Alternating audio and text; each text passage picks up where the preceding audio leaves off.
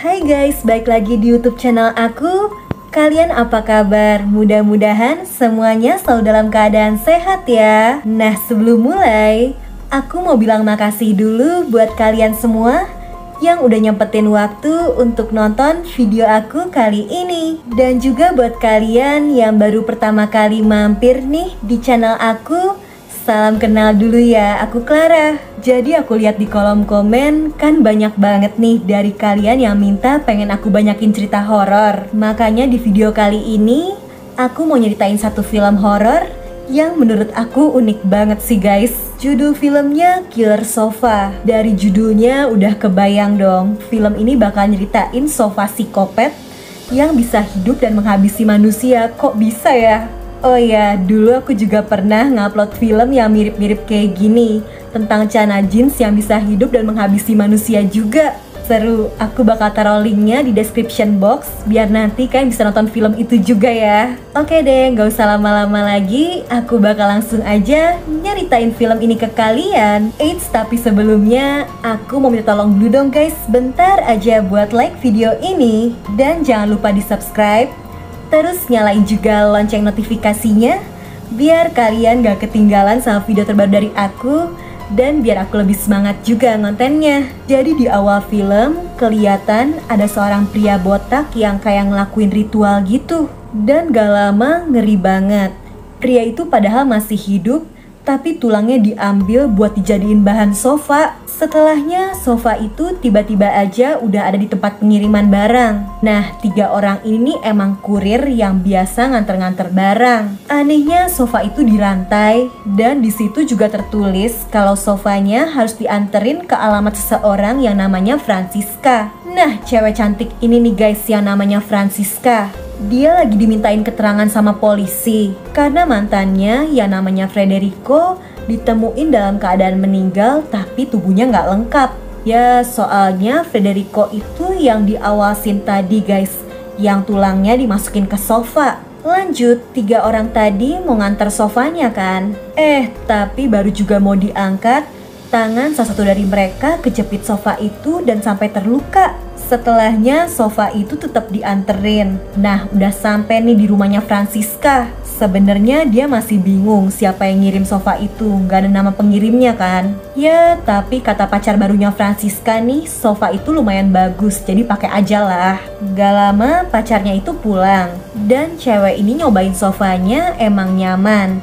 Jadi ya udah dia biarin aja nih ada di rumahnya. Malam harinya entah kenapa Francisca ngerasa nggak tenang, makanya dia ngajakin bestinya buat main ke rumahnya. Namanya Maxi, dan mereka asik nonton film sepanjang malam. Ya, tapi karena udah kemalaman, Maxi akhirnya mau pulang ke rumahnya kan. Abis pamitan, dia nengok ke arah jendela. Kok sofa tadi kayak ngamatin dia? Pas dia nengok lagi, sofanya udah nggak ada guys. Maxi bingung, tapi ya udahlah, dia pikir mungkin tadi salah lihat aja kali ya. Malam itu Francisca juga nggak bisa tidur tenang guys. Tiba-tiba dia kebangun dan kita bisa lihat juga kayak ada bayangan hantu wanita di dekat sofa itu. Setelah ngelaluin hari yang super aneh, Francisca bangun di pagi hari dan dia nemuin dekorasi lilin yang romantis. Di atas sofanya juga ada cookies, ada bunga. Francisca kira itu tuh kejutan romantis dari pacarnya. Dia udah seneng banget. Padahal cowoknya bingung, dia aja baru dateng dan dia ambilkan tuh cookiesnya dimakan. Pas mau ngambil lagi, sofanya geser. Sofa itu marah karena itu tuh kejutan yang udah dia siapin khusus untuk Francisca. Sementara polisi yang ngelakuin penyelidikan nemuin kalau Federico, mantannya si Francisca tuh emang orangnya aneh.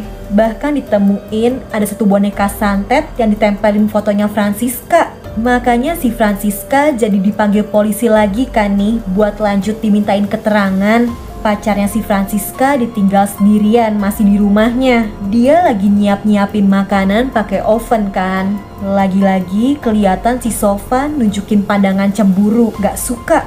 Cowok ini udah ngerasain keanehan, makanya dia nengok-nengok mulu. Bener aja guys, sofa yang cemburu itu ngeluarin besi tajamnya lagi. Dan pacar barunya Francisca itu dibikin terjepit sampai terluka. Pas pacarnya ngabarin kalau dia terluka, Francisca langsung gercep pulang. Dia juga ngebawa si polisi kan buat jaga-jaga.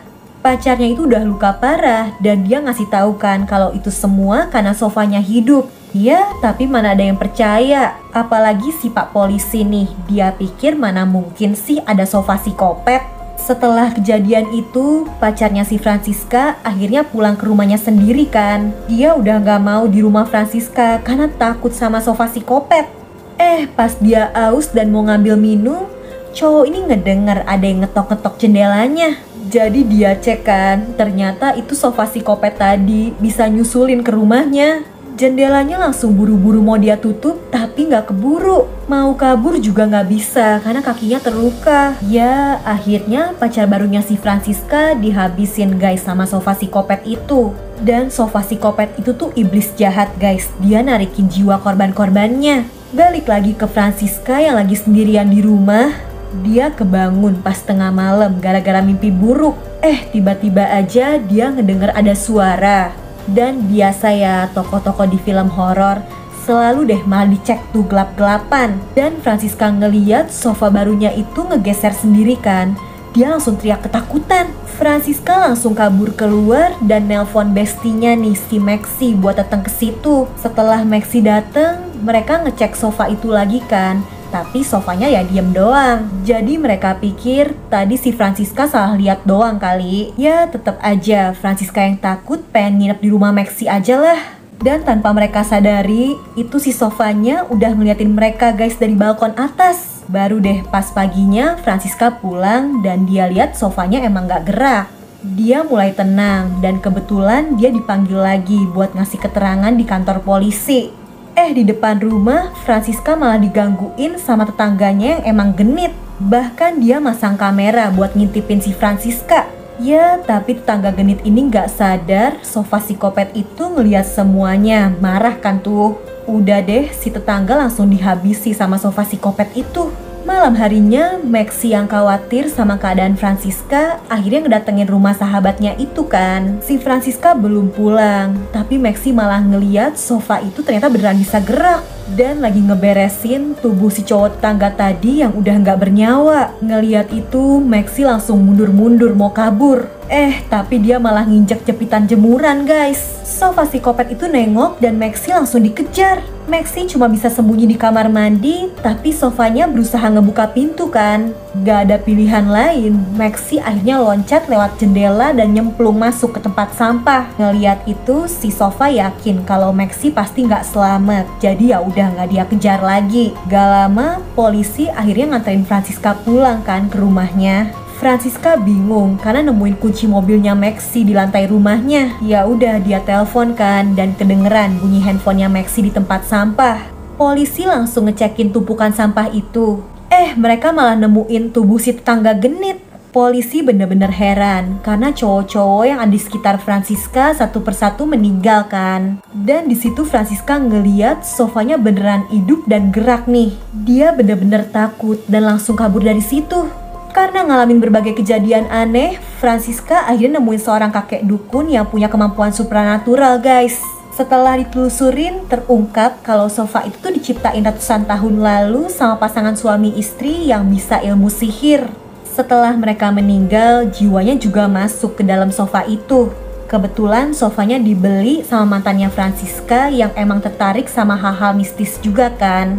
Dan sofa itu kayak ngehipnotis si mantan sampai akhirnya tulang-tulangnya jadi bagian dari sofanya. Dan jiwanya si mantan yang ada di sofa itu jadi terobsesi masih ngejar-ngejar si Francisca. Satu-satunya cara, Francisca harus mindahin jiwa-jiwa yang ada di sofa itu ke sebuah kotak. Ya, tapi jiwa-jiwa di sofa itu marah, gak mau.